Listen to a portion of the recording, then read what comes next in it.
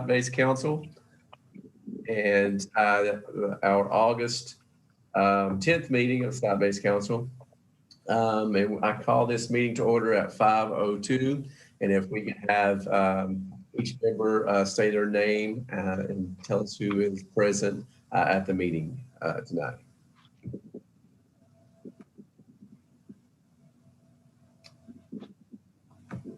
Somebody can start. Seth Miller, Hi. teacher representative. Hi, Ashley Holtz, parent representative. Jamie Hoofnagel, teacher rep. Lynn Price-Goda, teacher rep. Ronette Wilder, parent representative.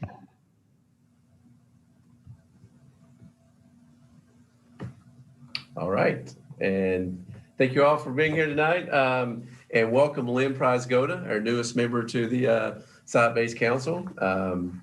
So welcome to the council, Lynn. Our first order of business, I hope everybody got the materials I sent out today. First opening business we have is approval of minutes from July 13, 2020. So if you want to take a minute to look at those minutes, if we have any questions, if not, then we would just need a motion to approve.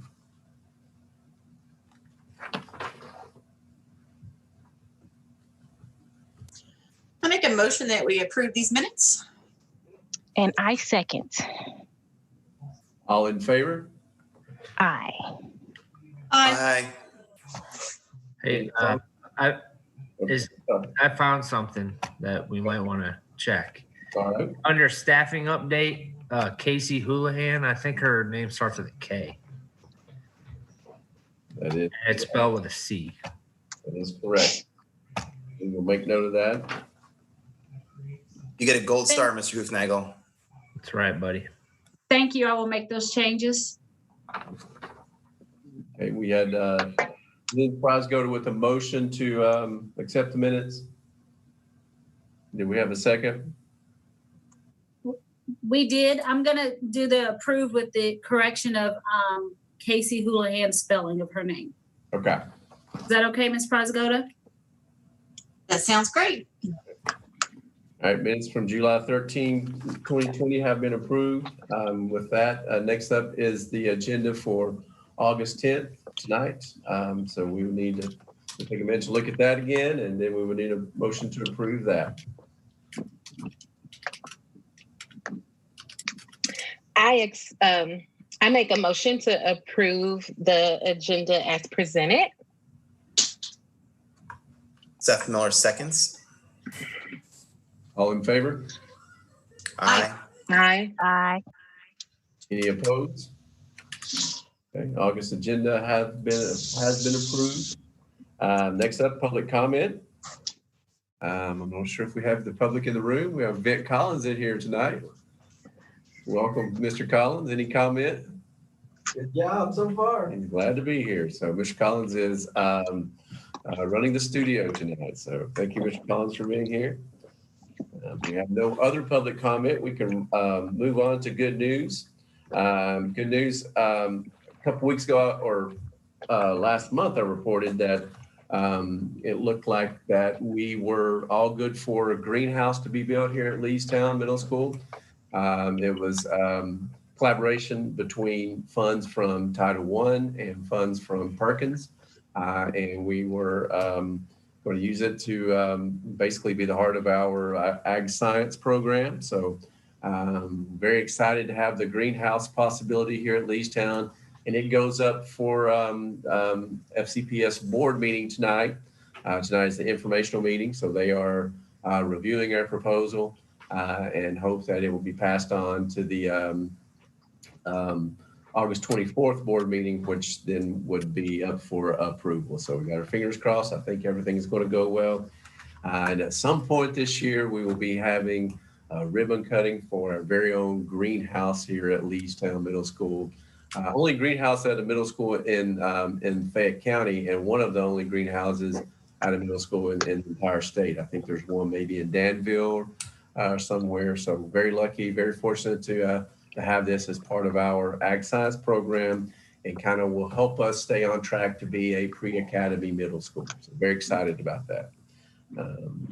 Other good news, I think we are on track for a successful start here at Leestown. I know it's a transition year and a lot of changes and just trying to get it right with virtual learning. But we've got a good schedule that we will present tonight, and our staff got to meet all our new staff members today. We were together this morning, and everybody's ready to go to plan a great start to 2020-21, and whatever scenario that we will be in, whether it's remote learning, whether it's hybrid learning or traditional learning. I know our staff is ready to meet the challenge and do the best thing possible for our students. So excited to get started. Any other good news out there that anyone wants to share?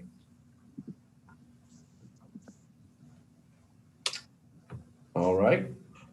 If not, then we can move on into the budget section and budget reports. I sent those out. I apologize for the Munis report. It's a little bit hard to see. So if you're looking at it, maybe you can magnify it a little bit. But the Munis report is first, and this is the first time we've got to look at the Munis report since back in May, because now our funds are set up in Munis. So the first page, there's 4 pages of the Munis report, and the first page is basically our operating budget. That's our Section 6 budget, and this is where we pay for everything out of to run the school. So you see it's divided up. You got your library funds first. That's the section. That's how much money we devoted for the library. And then our operating costs are all under the principal's office. You see some of the large totals there, the $20,000 in the copiers. And it will take every bit of that to run the copiers, and about $15,000 in general supplies. And the bulk of that is for paper. Now, we will see how online remote learning helps with that. Hopefully we won't be using all of that for paper this year, but we shall see. And then on down some other large numbers you see in contingency. We have over $21,000 in contingency right now, and we just reserve that back until all of our staffing is paid for. All these positions that we use Title I and Section 4 money to pay for. Sometimes we have a little bit of overlap there. We have to use some contingency money just to finish out our workbook. And when that finishes out, hopefully in the next few weeks, then we'll have to move that contingency money out into other budgets. So that's why we hold that much back for contingency.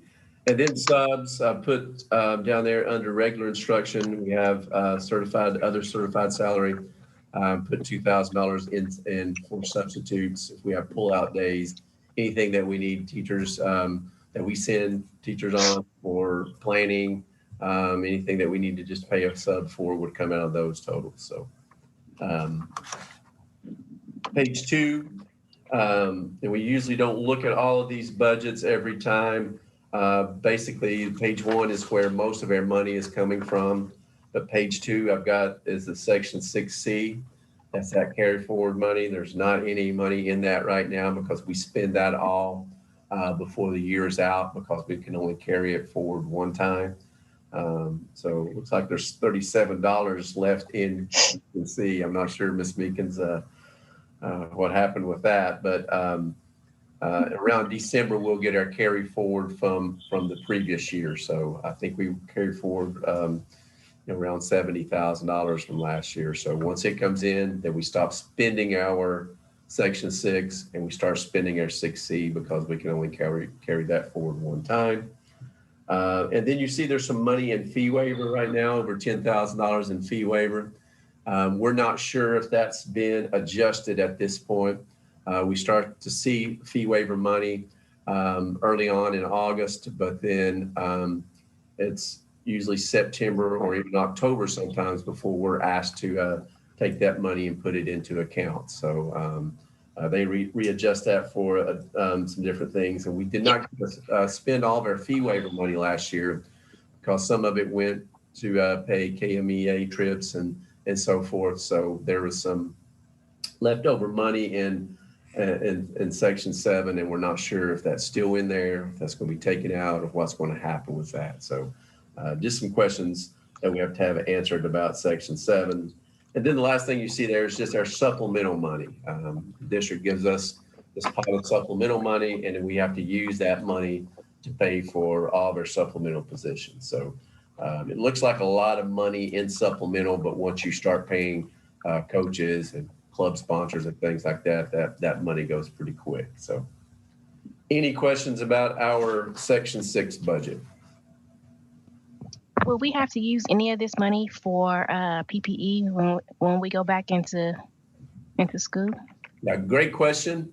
Fortunately, the district is providing all PPE for us. Mr. Holland, our custodian, and Mr. Holland also serves as our facilities manager. He's working with Mr. BK, and they're identifying all of what we need as far as PPE right now. And we're getting that ordered through risk management. So right now we're not having to pay for any of that. I think risk management is providing at least 2 masks per student. They're putting some plexiglass areas up in the front office, in the library, in the cafeteria, and a lot of markings on the floor. So a lot of that stuff has been provided so far, and we've not had to spend any of our budget for those materials. And it doesn't look like that we'll have to. So great question. Any other questions about Section 6? All right, if not, then we'll move on to the next page, and that's school activity funds. And these are accounts that are generated by students and for students.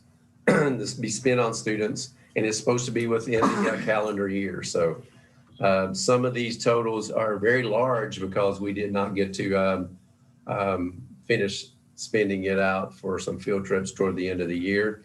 So we're still seeing what we need to do with that.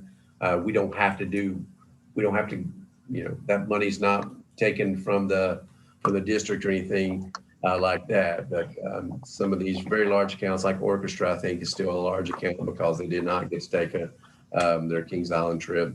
So we're still kind of working through what we need to do for some of these accounts. Some field trips, I think there were refunds given for.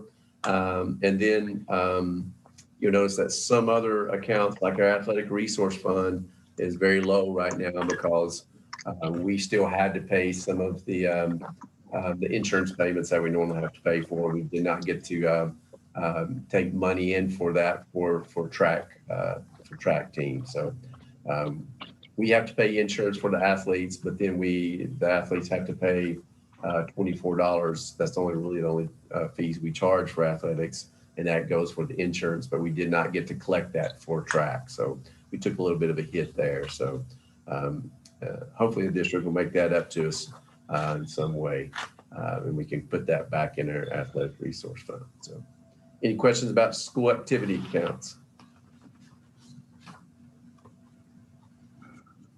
All right, moving right along. So going on to staffing update, and since we last met, we have recommended and hired 2 teachers. 7th grade writing will be Chrislyn Ruddy.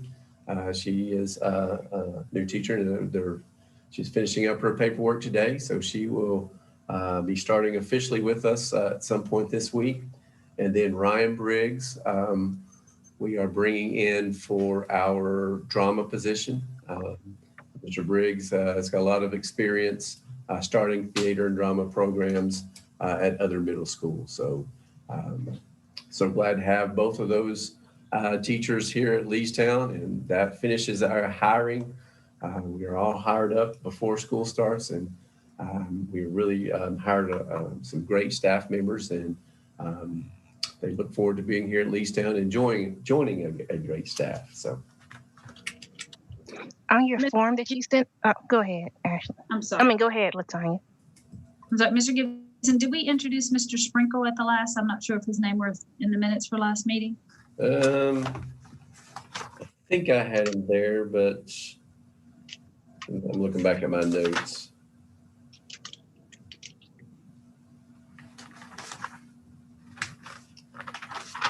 It's okay.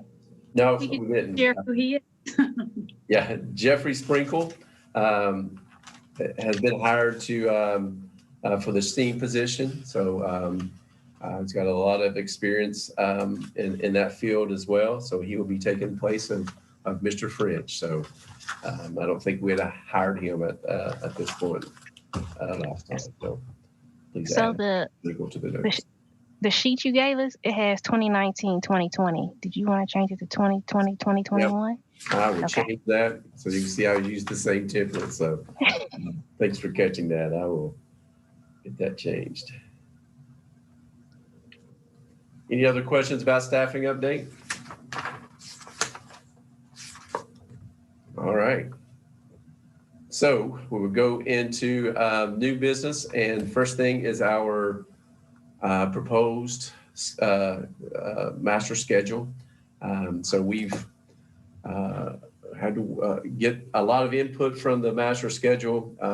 Just a few weeks ago, we found out we needed to, have schedules for all scenarios, and we quickly put together an ad hoc committee of teachers from each grade level, from the exploratory program. Ms. Meekins worked with them on different possibilities for schedules, and they gave great input and insight on what was really needed for an effective distance learning schedule. So that committee gave input, and we took that to that administrative team and kind of tweaked some things. And then we presented it last week to the leadership team. And that was team leads, department chairs, counselors, and they were able to give input as well. So what we have here is a finished product, and I'm going to show it here on the screen, share the schedule. And Ms. Meekins, since you were part of that committee, do you want to kind of talk us through some finer points of the schedule? Yes, I'd be happy to. And Ms. Prizagota, please feel free to jump in because she was part of that committee as well. So you see we have each day, the 6th, 7th, and 8th grade. The time frames are the same. It's just the class periods that are different. As a committee, we started off from 9 to 10 would be that flex hour where kids can check in with teachers. Teachers can check in with students, give them that extra help they need before class officially starts at 10 o'clock. Let me look here for a second.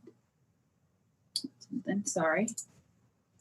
Also, we want to teach our kids to get into the habit of checking their email, responding to emails, checking their grades in Infinite Campus. So we'd like to use that 9 to 10 hour for them to do some of those responsible things. Then class starts at 10 o'clock, just depending on which grade level you are. It'll go from 10, and each class is 45 to 50 minutes long. Lunch is the same across the board, everyone, all grade levels. So families that have kids in multiple grade levels, lunch will be the same from 12 to 1 o'clock every day. And then the electives are highlighted in gold or yellow for you to be able to see. And obviously the elective classes are going to be different at the different grade levels, but that allows kids to have electives at the same time each day. Ms. Prizagota, do you want to add anything on that? No. Okay, just checking in. So our Monday and Tuesday will be A days. So the students, it takes 2 days to complete their entire 7-period day. So those are their A days, Monday and Tuesday, and Thursday and Friday are B days. And that really is important for the students who have the writing lab and the math lab. And then in addition, the electives, if you see kind of A day, B day, they will take 2 days to go through those. Wednesday is kind of a catch-up day. We've got some other things listed I have on a new schedule that I'm updating now. where we'll have some small group work. We'll have some differentiated learning experiences. So some of the math classes and classes are going to go a little bit deeper during that early Wednesday time. Then we have lunch on Wednesday. We're going to do some Wellness Wednesday activities we'll send out to our students. And then Wednesday, starting at 2:00, we want our kids to start to, spend some time with the family, kind of enjoy some different things at home, do some responsibilities, some chores. And always we'll have office hours where teachers are available from 3 to 4, where parents can contact them. They can check in with students. It can be a variety of things there. So do we have any questions? Kind of clarify a little bit on Wednesday. Wednesday is not a day off. That is, Correct. We'll be doing a lot of, it's going to take some time to get students adjusted to working at home, and the difference between distance learning and NTI. NTI, the goal was to kind of maintain everything that they learned last year and to kind of phase on out at the end of the year. But this is distance learning is different because we are picking up with those curriculum pacing guides, and we're starting instruction just like we would in the building. So we don't want students to get overwhelmed. So we wanted to give that Wednesday time for extra help, time to meet with the teachers to work on projects or something that they don't understand.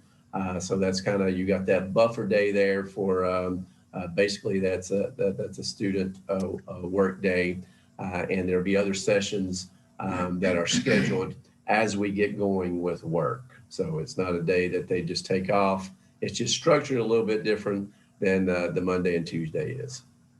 Yeah, thank you, Mr. Gibson. Correct. And all students will be required to check in with their first period teacher on Zoom on Wednesday, and then they're going to tell them kind of what that daily schedule is going to be, which teachers are holding help sessions, what time those help sessions are going to be, if they're expected to be. I see Mr. Hoofnagel, so maybe he has something where he's having small groups where he needs specific students to come to his Zoom session for that.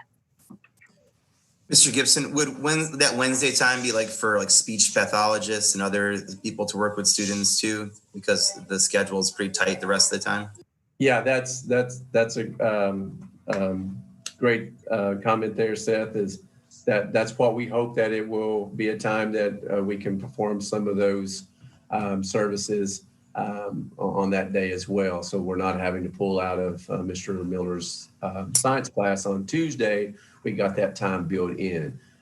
Some of the other important things that we have here at Leestown that we don't want to lose during virtual learning are groups. We have grief groups, we have different boys and girls groups, we have a lot of research-based groups that we would usually do on a Thursday mentor day schedule.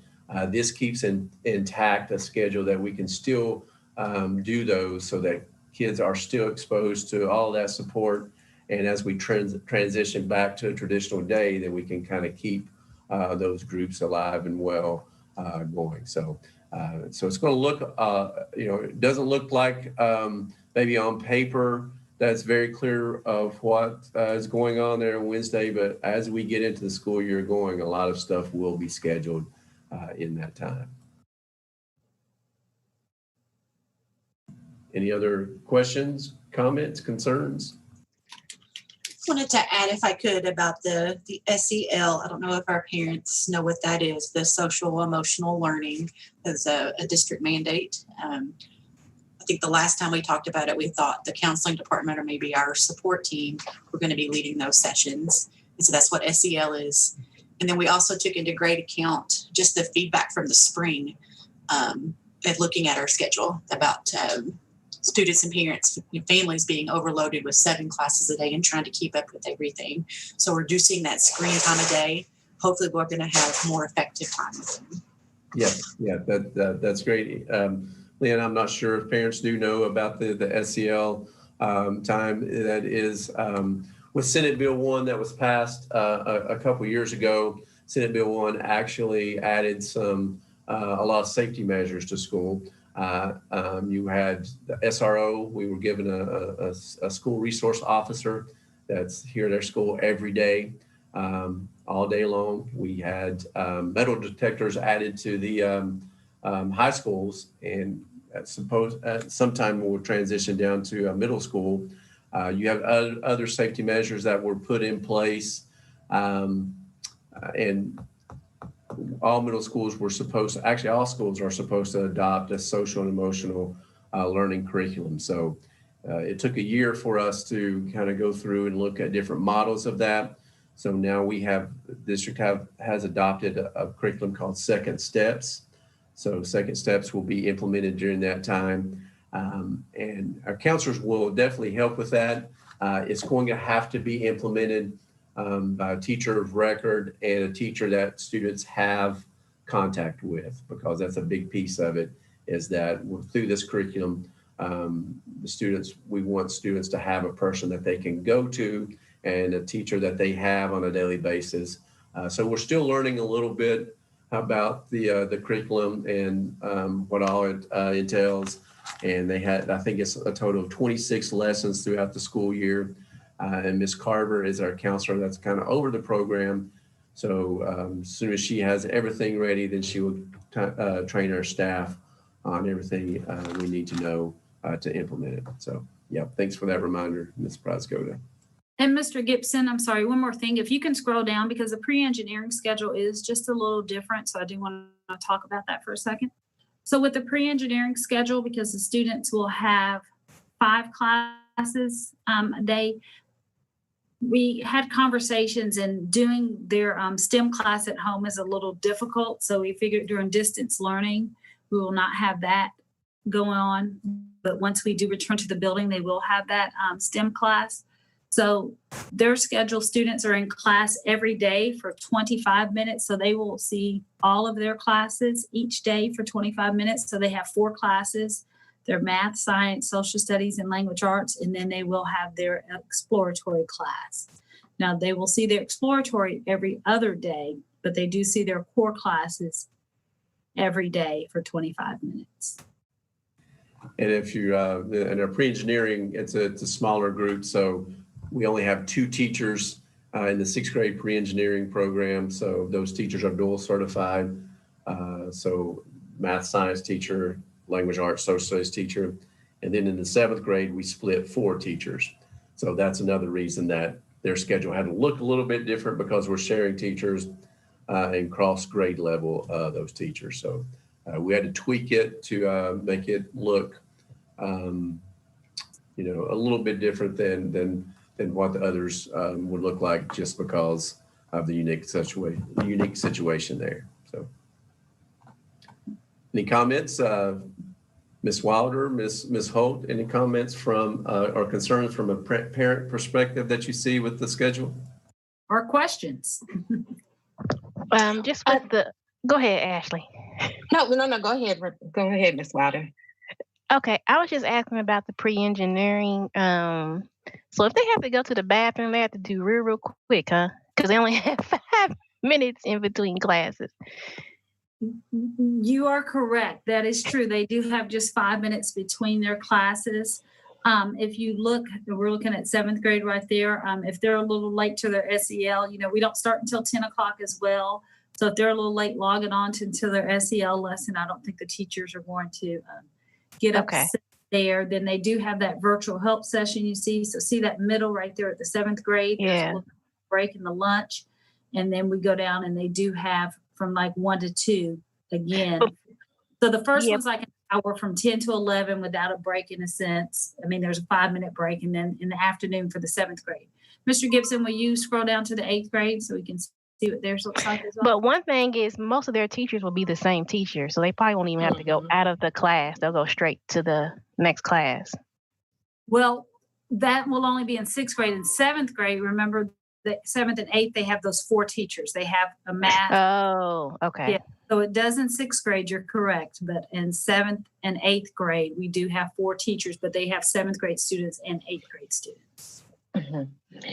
And that's why see in 8th grade, they start off with first period, but then they go to what their 6th period class is on their schedule. That's just because the teachers, so things don't overlap. So it's important that we communicate this with our pre-engineering students. It's not in order of 1, 2, 3, 4, Okay. And I guess, we want this to look as much like school as possible in a remote setting. So, you have to take a virtual hall pass, I guess, if you need to go to. So my question is, I guess after today, what is the communication plan to make sure our families are aware? I mean, I know it came out, the proposed schedule was out yesterday in the parent newsletter, but is there a way that this can be communicated, I guess, daily so parents can be on the lookout and be prepared? I just feel like the more that they see it, the better off they can be, they can be more successful with their children, their student. I think that's a great concern right there. And that has been, we kind of loaded the parent newsletter down yesterday with a lot of stuff. I didn't want to put stuff in there until we were firm on our plans, like for Chromebook pickups and things like that. And even though this hadn't been passed yet, I wanted to give a proposed look at it yesterday. So I really pushed that out. We pushed it out on all of our social media platforms yesterday. We had about 620 views on the newsletter yesterday, but so that's about half of our students, or a little over half. But we had a call out message today, so you should have gotten a phone call, or you will get a phone call in about 20 minutes from the school. You will get one from Mr. BK. And then you're going to get one from Miss Elva that's going to say the same thing in Spanish, and it's going to kind of direct you where to look for these schedules. We also, Mr. Collins has attached it to the website. So now when you pull the Leetown website up, it basically says read here for the schedule. So that is a big concern of ours, because we've got to communicate this out to everyone in a timely fashion. So we are going to hit this on a daily basis.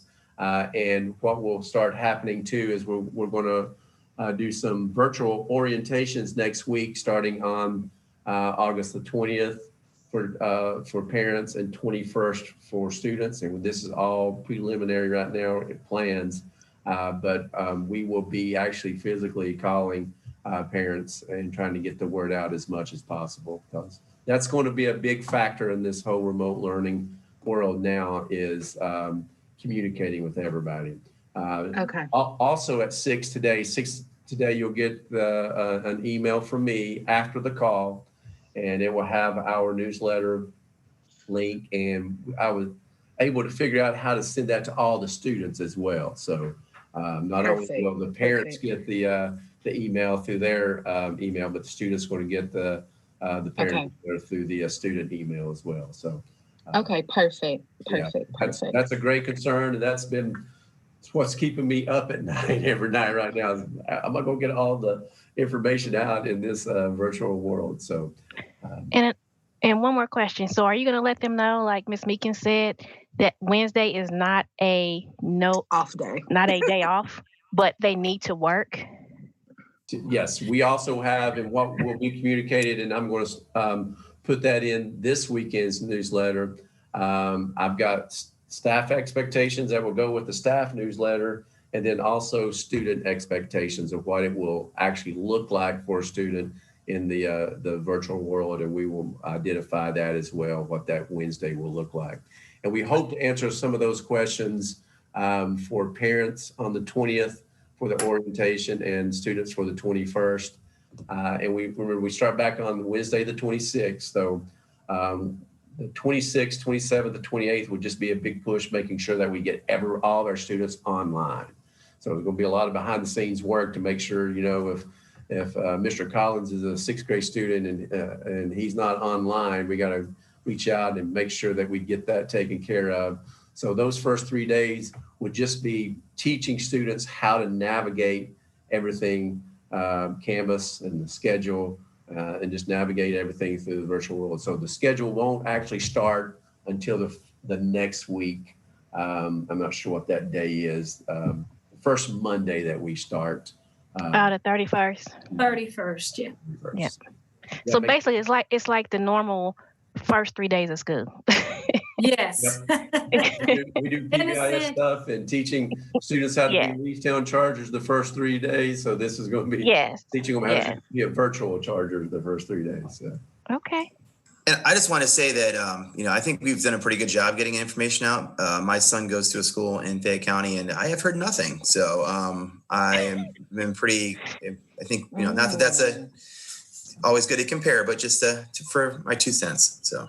Well, thank you, Mr. Miller. And I do have an incoming 6th grader to Leestown.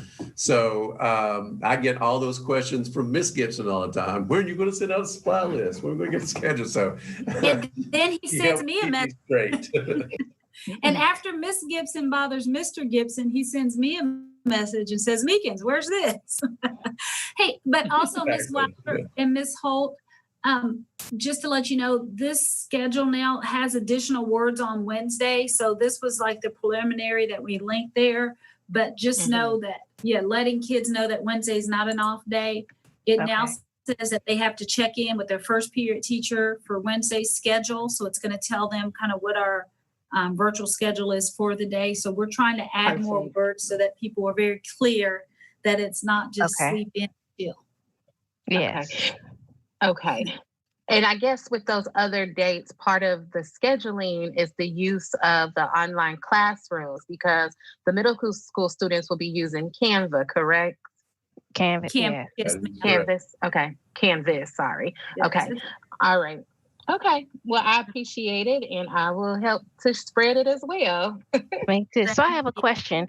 So if someone has to go to a doctor's appointment, do they just tell that period or how do they do that if they have to be away?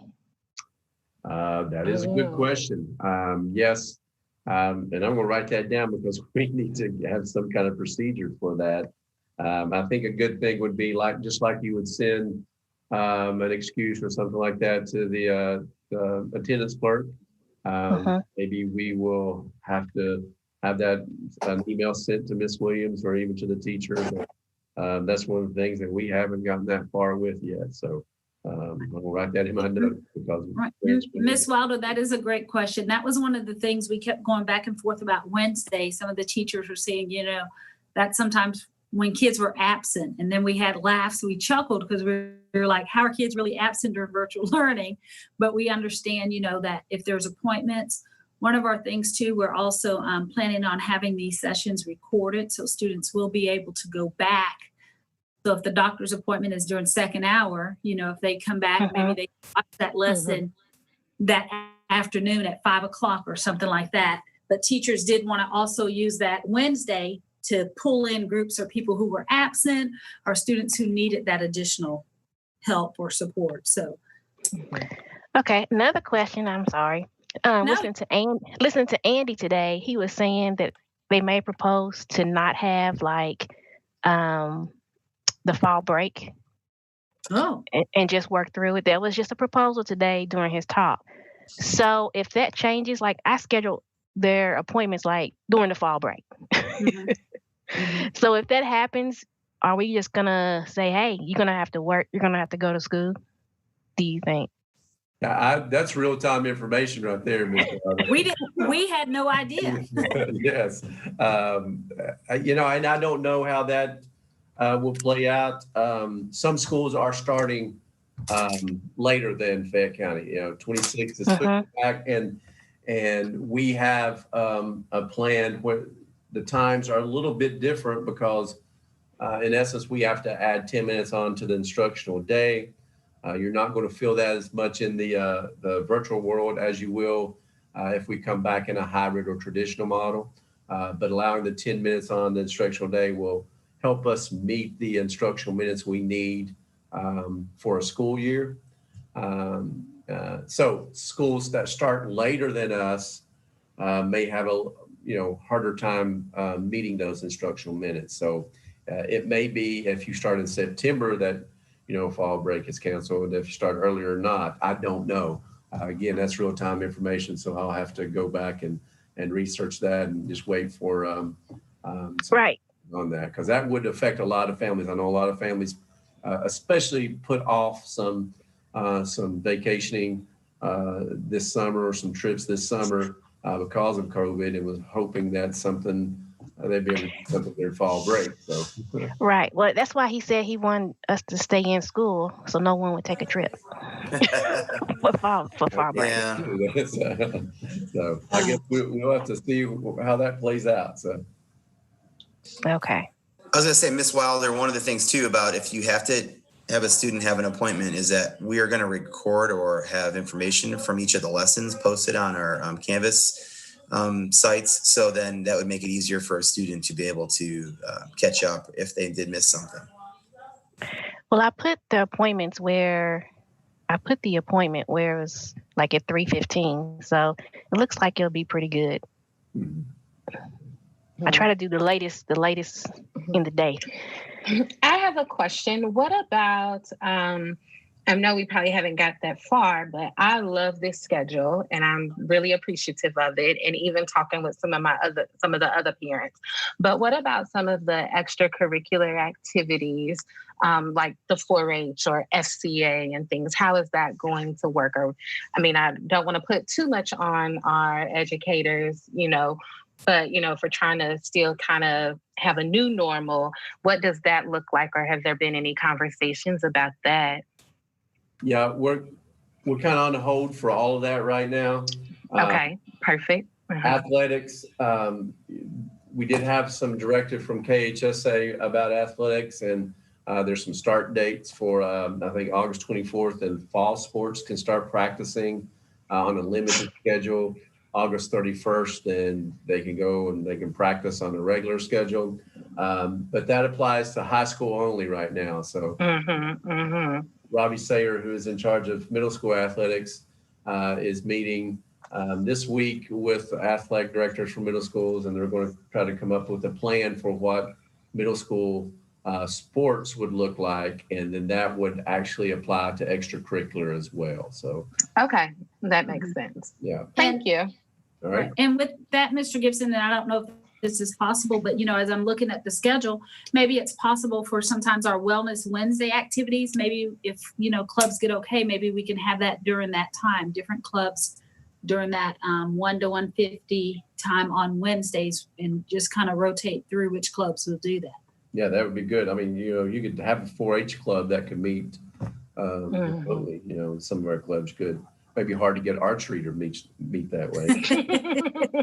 They can just go out back and just have their camera on. Yeah. Okay. Well, you all did a great job with the circumstances, so I appreciate it, and I know other parents do too. Well, thank you so much. And Thank communication. you, Ms. Meekins, and our committees. Ms. Price-Goda was on that, so Yeah. It looks totally different than what I thought it would when it came out of that committee. I'm like, okay, yeah. Well, it looks good, and I'm always bragging about Leestown, and like Mr. Miller was saying, I said we always have communication. I don't know what the problem is with your school, but we always have communication.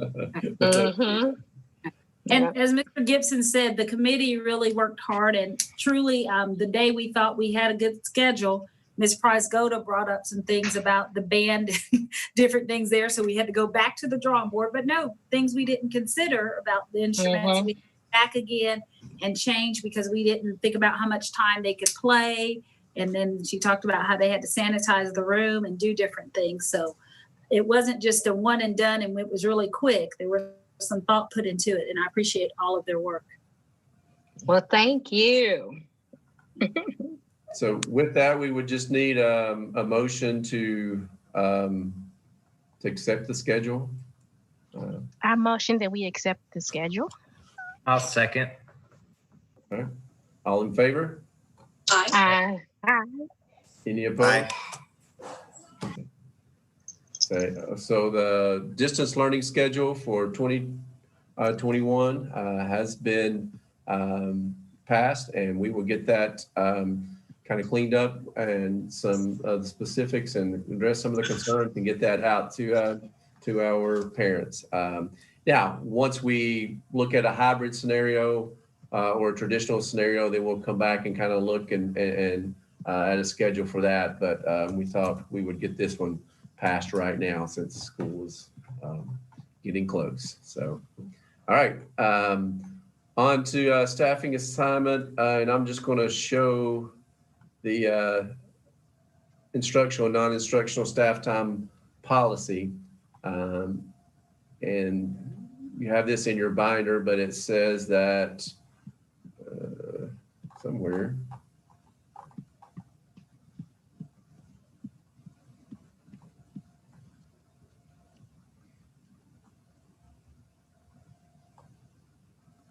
Okay, it says under assignments based on criteria, it says in August, we will notify the council of how all staff members have been assigned, so that we do that in conjunction with the schedule.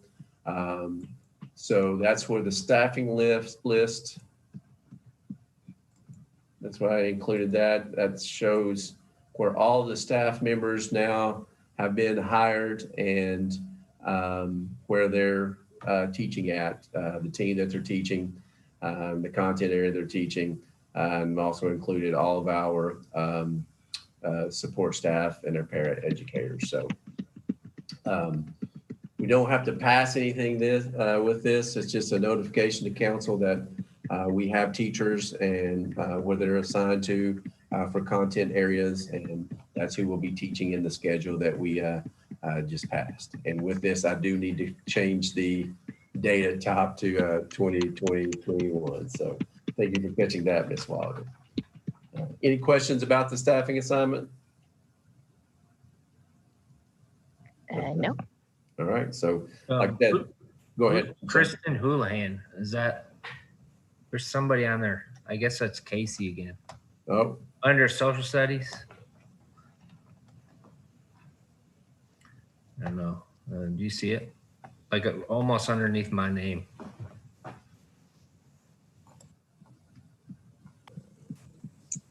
Under instructional support for 8th grade. Yeah, you're right. It's supposed to be Casey, right? yeah, we got to change that. You Thank should be you. like her agent, Mr. Hoofnagel. I will fix that, Mr. Hoofnagel. Thank you for pointing that out.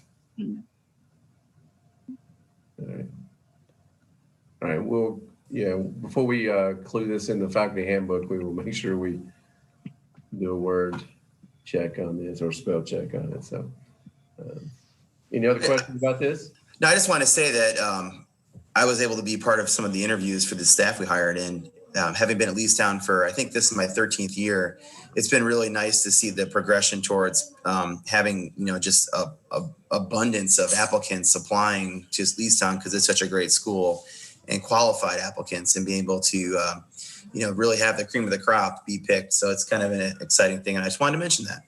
Oh, well, thank you, Mr. Miller. And to thank all site-based members.